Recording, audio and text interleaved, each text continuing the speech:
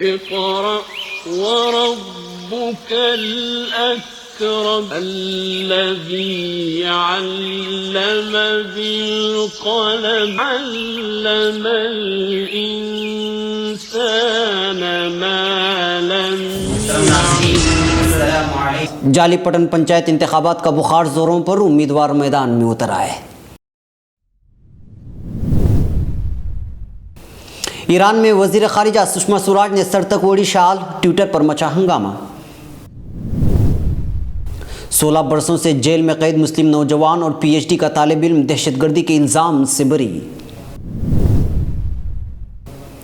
Istanbul میں metro bus کو دھماکوں کے بعد آگ لگ گئی، کسی جانی نقصان کی اطلاع نہیں.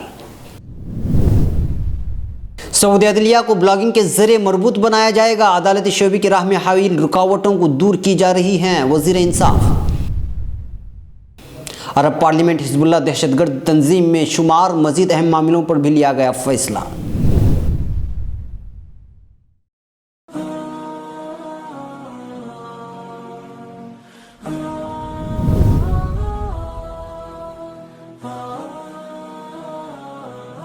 کشمیر، خون، ریپ، احتجاج اور بے بس نوجوان. ناظرین، کشمیر ایک بار پھر سرخیوں میں ہے. وجہ کیا ہے اس کو آپ جانتے ہیں. اسی کے پس منظر میں اس ہفتے میں تبصرہ کرنے جا رہا ہوں. دیکھنا نہ بھولیں فکر و خبر کی سیدھی بات میرے ساتھ.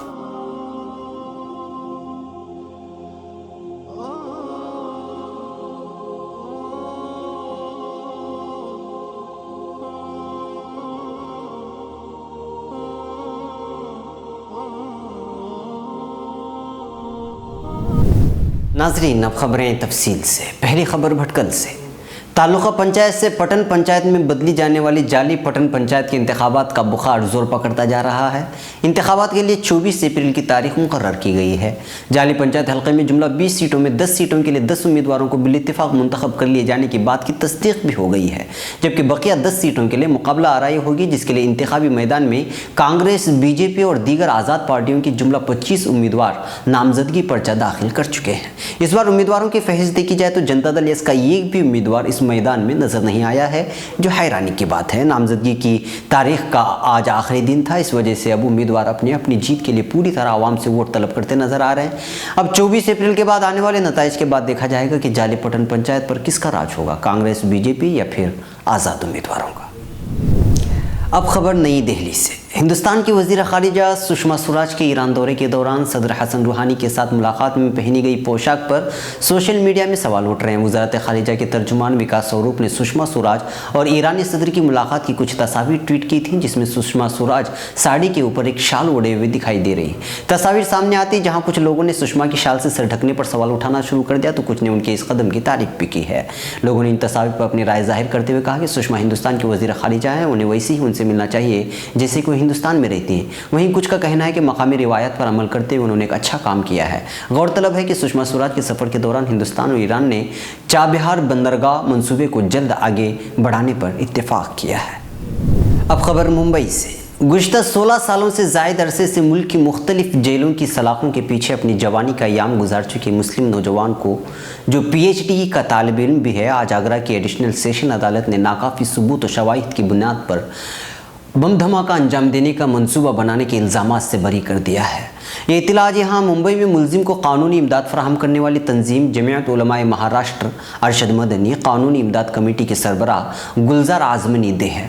گلزار اعظمی نے کہا کہ 9 اگست 2000 عیسوی کو آگرہ کے صدر بازار میں واقع گھر میں بم دھماکہ ہوا تھا، جس کے بعد تحقیقاتی دستوں نے گلزار وانی کو گرفتار کیا اور اس پر الزام عائد کیا کہ وہ یوم آزادی سے قبل آگرہ میں بم دھماکوں کی سازش انجام دے رہا تھا اور وہ اس کے دیگر ساتھیوں کے ہمراہ بم سازی میں مصروف تھا جس وقت بم پھٹا.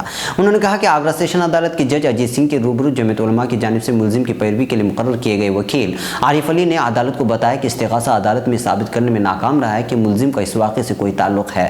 اس معاملے کے دیگر 2 ملزمین معروف اور مبین جو پہلے ہی بری ہو چکے ہیں نے مبینہ طور پر ملزم کے کردار کا ذکر کیا تھا، لیکن اب جبکہ دونوں ملزم پہلے ہی بری ہو چکے ہیں لہٰذا ملزم گلزار وانی کے خلاف صرف اور صرف شک کی بنیاد پر مقدمہ قائم کیا گیا اور اس تعلق سے تحقیقاتی دستے نے عدالت میں ایسا کوئی بھی گواہ پیش نہیں کیا ہے جو اس بات کی گواہی دیتا ہے کہ ملزم گلزار وانی بم دھماکہ منصوبے کی تیاریوں میں ملوث تھا.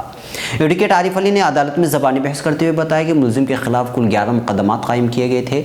इसमें से अब तक वो 10 में बाइज्जत बरी हो चुका है और एक मुकदमा ज़ेर समाअत है। इस मौके पर जमीयत उलमा कानूनी इमदाद कमेटी के सरबराह गुलजार आज़मी ने बताया कि मुलजिम के खिलाफ पुलिस ने मुख्तलिफ दफ़ात के तहत मुकदमा कायम किया था, लेकिन 16 साल का तवील अरसा गुजर जाने के बावजूद इस्तिगासा साबित करने में नाकाम रहा है कि मुलजिम का इस मामले से कोई ताल्लुक था। नीज़ हरकतुल जिहाद और हरकतुल मुजाहिदीन जैसी ममनू तंजीमों का रुकन होना भी इस्तिगासा अदालत में साबित करने में नाकाम हुआ है। मुकदमा नंबर 988/2000 से बाइज्जत बरी हो जाने के बाद अब गुलजार वानी के खिलाफ बाराबंकी अदालत में एक मुकदमा ज़ेर समाअत है और उन्हें उम्मीद है कि बक़िया मुकदमात की तरह वो बाराबंकी मुकदमे से भी बाइज्जत बरी हो जाएंगे और मज़कूरा बाला मुकदमे में मुलजिम की ज़मानत पर रिहाई के ताल्लुक से अर्दजास्त अदालत उज़्मा में ज़ेर समाअत है। अदालत ने यूपी हुकूमत से जवाब तलब किया है। नाज़रीन, अब खबर तुर्की से। तुर्की के सबसे बड़े शहर इस्तांबुल में मेट्रो की एक बस को आग लग गई है। इतवार के रोज़ ये वाक़या इस्तांबुल के इलाके तोप कप्पी में वाक़ एक मेट्रो स्टेशन पर पेश आया है। आईनी शाहिदी ने बताया कि उन्होंने पहले ज़ोरदार धमाकों की आवाज़ें सुनी थी और उसके बाद बस आग की शोलों की लपेट में आ गई। फौरी तौर पर इस वाक़े में किसी जानी नुकसान की कोई इत्तला नहीं है और मेट्रो की इस लाइन पर ट्रैफिक को बंद कर दिया गया है। वाक़े के बाद पुलिस की टीम में आग बुझाने वाला अमला जहाँ वक़्आ पर इमदादी सरगर्मियों में मसरूफ़ था, वहाँ एम्बुलेंस गाड़ियाँ भी देखी गई थी। नाज़रीन, अब खबर रियाद से। सऊदी अरब के वज़ीर इंसाफ डॉक्टर वलीद अस्समानी ने कहा है कि वज़ारत इंसाफ मुल्क में अदालती निज़ाम, सुप्रीम कोर्ट, अपील कोर्ट्स, इनके उसूल व मुबादे और अदालतों की जानिब से जारी होने वाले फ़ैसलों को मरबूत और मुनज़्ज़म बनाने के लिए एक ब्लॉक कायम कर रही है। अरब मीडिया से बात करते हुए वज़ीर इंसाफ का कहना था कि हुकूमत जुडिशनल निज़ाम की बेहतरी में कोई कसर बाकी नहीं छोड़ेगी और अदालती इस्लाहात और अदालती निज़ाम को मुनज़्ज़म व मरबूत बनाने की राह में हाइल तमाम रुकावटें जल्द दूर कर दी जाएंगी। इस सिलसिले में वज़ारत इंसाफ के यहाँ कई प्रोग्राम ज़ेर गौर हैं। उन्होंने इंकशाफ किया कि वज़ारत इंसाफ रियल इस्टेट सिस्टम की रजिस्ट्रेशन को भी शोबे में मुख्तस कंपनियों के ताउन से जदीद खतूत पर इस्तवार रही है ताकि रियल इस्टेट के वसाइल को ऑनलाइन सर्विस के ज़रिए महफूज बनाया जा सके। नाज़रीन, अब खबर काहिरा से। काहिरा में अरब पार्लियामेंट के चौथे इजलास के अख्तिताम पर अरब ममालिक के उमूर में ईरान की बराह रास्त और लबनानी तंजीम हिजबुल्लाह की बिलवास्ता मुदाखलत की शदीद मज़म्मत की गई है। अरब पार्लियामेंट ने अपने अख्तितामी फ़ैसलों में किसी भी अरब मुल्क में किसी भी गैर मुल्की मुदाखलत को यकसर मुस्तरद कर दिया जिससे अरब कौमी सलामती को ख़तरा हो। अरब पार्लियामेंट की स्पीकर अहमद बिन मोहम्मद अल जरवान ने अपने बयान में कहा कि हिजबुल्लाह एक दहशतगर्द जमात है। उन्होंने मज़ीद कहा कि ख़ित्ते के मुतादिद ममालिक के उमूर में उसकी मनफी मुदाखलतों के पेश नज़र अरब लीग बहुत से बैनुल-अक़वामी कन्वेंशनों और इस्लामी ताउन तंजीम ने इस बात की तौसीक़ की है। अल जरवान के मुताबिक हम उम्मीद करते हैं कि हिजबुल्लाह बुनियादी तौर पर अपने हथियारों का रुख इसराइल की तरफ करेगी और अरब कौमी सलामती के तहफ़्फ़ुज़ में ताउन होगा। दूसरी जानिब मसला फ़िलिस्तीन की सतह पर अरब पार्लियामेंट ने अमन के नोबल इनाम के लिए फ़िलिस्तीनी रहनुमा मरवान अल बरगोज़ी की नामज़दगी को सपोर्ट करने का ऐलान किया है। नाज़रीन, ये थी फ़िक्र ख़बर वीडियो न्यूज़ की अहम तरीन ख़बरें। मज़ीद आलमी खलीजी मुल्की और मकामी ख़बरों के लिए स्क्रीन पर दिए जा रहे हमारे वेबसाइट्स तक आने की ज़हमत फरमाएँ। फिर मुलाकात होगी। वस्सलामु अलैकुम वरहमतुल्लाहि वबरकातुहू।